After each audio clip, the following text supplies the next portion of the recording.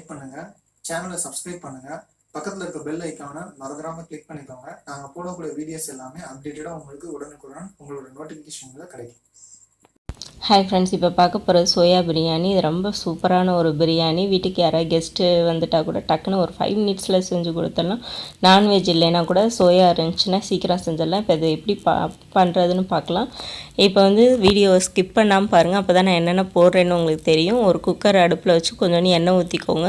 ஒரு பிரியாணி இலை, ஒரு அன்னாச்சி பூ, 2 கிராம்பு மட்டும் போட்டுக்கோங்க. ஏலக்காய் வேணும்னா போட்டுக்கோங்க, இல்லைன்னா வேணாம். ஒரு பெரிய வெங்காயத்தை நல்லா நீட்டை வாக்கில் கட் பண்ணிக்கோங்க. கட் பண்ணி அதையும் நல்லா போட்டு வதக்கிடுங்க. கூட வந்து உங்களுக்கு தேவைன்னா மிளகா போட்டுக்கோங்க, க்ரீன் சில்லி போட்டுக்கோங்க. ஏன்னா வந்து அது இன்னும் ஃப்ளேவர் கொடுக்கும். எங்கள் வீட்டில் வந்து காரம் சாப்பிட மாட்டாங்க, ஸோ நான் அதனால் அது போடலை. ஏன்னா நான் ஆல்ரெடி வந்து அதில் சில்லி பவுட்ரு இதெல்லாம் போடுறதுனால நான் போடலை. உங்களுக்கு வேணா போட்டுக்கோங்க. 1 ஸ்பூன் இஞ்சி பூண்டு பேஸ்ட்டு போட்டுக்கோங்க. 1 ஸ்பூன் போடும், ஆல்ரெடி நம்ம மீன் மேக்கரில் வேறு போடுவோம், ஸோ அதனால் வந்து வேணாம். இதில் 1 ஸ்பூன் மட்டும் போட்டுக்கோங்க. நல்லா அதை வதக்கி விட்டுக்கோங்க. அந்த பச்சை வாசம் போகணும், அது வரைக்கும் நல்லா வதக்கி விட்டுருங்க.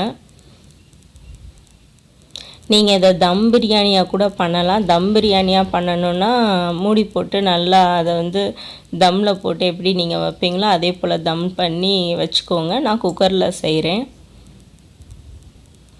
நான் வந்து 1 கிளாஸ் பாஸ்மதி அரிசிக்கு தான் இப்போ நான் பண்ணுறேன். 1 கிளாஸ் பாஸ்மதி அரிசினா நீங்கள் இதே போல் போட்டுக்கோங்க.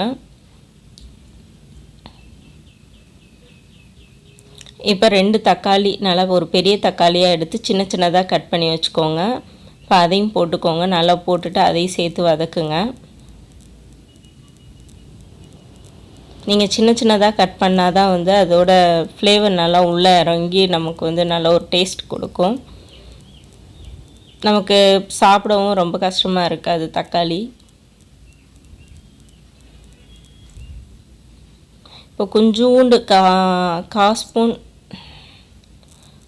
டீஸ்பூன் வந்து மஞ்சத்தூள் போட்டுக்கோங்க.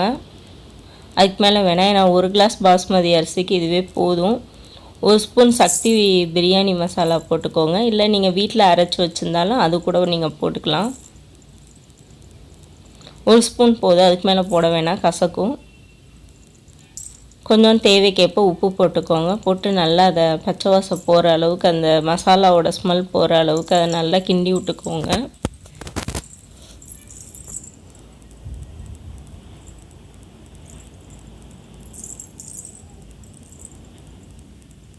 நீங்கள் முன்னாடியே வந்து மீன் மேக்கரை வந்து நல்லா கழுவி சுடுதண்ணியில் போட்டு, நல்லா கொதிக்கிற சுடுதண்ணியில் போட்டு நல்லா கழுவி அந்த தண்ணியை நல்லா வடித்து எடுத்து வச்சுக்கோங்க. அதோட 2 ஸ்பூன் தயிர், கொஞ்சோண்டு காஷ்மீரி சில்லி பவுடர், உப்பு, 1 ஸ்பூன் இஞ்சி பூண்டு பேஸ்ட்டு, இதெல்லாம் போட்டு நல்லா அதை வந்து மிக்ஸ் பண்ணி ஒரு 10 நிமிஷத்துக்கு முன்னாடியே வச்சுக்கோங்க. ஏன்னா அதில் வந்து உப்பு காரம் எல்லாம் இறங்கி நல்லா ஃப்ளேவராக இருக்கும். ஸோ அப்படி வச்சுட்டு நீங்கள் பண்ணுங்கள், அப்போ தான் உங்களுக்கு வந்து அது சாப்பிடும் போது நல்லா டேஸ்ட்டாக இருக்கும். நீங்கள் பிரியாணி செய்யும் போதே போடலாம், தப்பு இல்லை. ஆனால் வந்து உங்களுக்கு அந்த உப்பு காரம்லாம் இறங்காமல் இருக்கிற அவ்வளோக்கா நல்லா இருக்காது. நீங்கள் இப்படி பண்ணி வச்சுட்டு போட்டிங்கன்னா இன்னும் சூப்பராக இருக்கும். நீங்கள் இப்படியே பண்ணுங்கள், இது ரொம்ப டேஸ்ட்டாக இருக்கும். புதினா வந்து கொஞ்சோண்டு போட்டுக்கோங்க. உங்களுக்கு தேவைக்கேற்ப போட்டுக்கோங்க, நல்ல ஃப்ளேவர் கொடுக்கும். குழந்தைங்க வந்து இந்த கீரையெல்லாம் அடிக்கடி திங்க மாட்டாங்க, ஸோ அவங்களுக்காண்டி இந்த புதினா, கொத்தமல்லி, கருவேப்பிலை இதெல்லாம் கொடுத்திங்கன்னா அவங்களுக்கும் சத்து அதிகமாக இருக்கும். கீரையில் இருக்க சத்து தான் இதில் இருக்குது, ஸோ இதை நிறையா கொடுங்க. இப்போ 1 கிளாஸ் பாஸ்மதி அரிசிக்கு வந்து 1.5 கிளாஸ் தண்ணி ஊற்றிருக்கேன். மீன் மேக்கர் வந்து அந்த எண்ணெயிலே நல்லா நீங்கள் கிண்டி விட்டுட்டு அதுக்கப்புறமா கொஞ்சோண்டு அந்த எண்ணெயிலே நல்லா இதாகட்டும். அதுக்கப்புறமா நீங்கள் 1.5 கிளாஸ் தண்ணி ஊற்றிக்கோங்க. அப்புறமா அரிசி போட்டுக்கணும். நீங்கள் அரிசி முதல்ல போட்டுட்டு கூட தண்ணி ஊற்றலாம், அது உங்கள் சாய்ஸ், எப்படி வேணாலும் ஊற்றிக்கலாம். நீங்கள் அரிசியை முதலே போட்டு நல்லா எண்ணெயில் வந்து கிண்டி விட்டுட்டு அதுக்கப்புறம் தண்ணி ஊற்றிக்கோங்க. 1.5 கிளாஸ் போதும். ஏன்னா உங்களுக்கு வந்து அந்த அடி பிடிக்காது, அதுக்கப்புறம் வந்து குலையாது, அரிசி வந்து குலையாது அந்த எண்ணெயில் படும்போது. ஸோ தண்ணி இல்லாமல் 1/2 மணி நேரம் அந்த பாஸ்மதி அரிசியை ஊற வச்சு முதலே நான் வச்சுருந்தேன். ஸோ அதை நல்லா தண்ணி இல்லாமல் போட்டுக்கோங்க. போட்டு நல்லா கிண்டி விட்டுக்கோங்க. அதை அரிசியெல்லாம் கீழே நல்லா அந்த தண்ணிக்குள்ளே இருக்கிற மாதிரி செட் பண்ணி வச்சுக்கோங்க. அதுக்கு மேலே வந்து கொஞ்சோண்டு கொத்தமல்லி போடணும். கொஞ்சமாக போட்டுக்கோங்க கொத்தமல்லி, ஒரு ஃப்ளேவருக்கு தான். புதினா மட்டும்தான் பிரியாணிக்கு வந்து ஹைலைட்டாக இருக்கும். ஸோ வந்து கொஞ்சோண்டு கொத்தமல்லி போட்டுக்கோங்க. போட்டு அதை நல்லா மூடி வச்சுருங்க. தம்மில் போடணுன்னா நீங்கள் சும்மா இந்த தட்டு போட்டு மூடி வச்சுக்குவீங்க. நான் குக்கர் போடுறதுனால விசில் விட்றதுனால நான் அந்த மூடி போட்டு 3 விசில் விட்டால் தான் எனக்கு இது கரெக்டாக இருக்கும். ஸோ நான் 3 விசில் விட்டு நான் வச்சுக்குவேன். இப்போ ஓப்பன் பண்ணி பார்த்துடலாம்.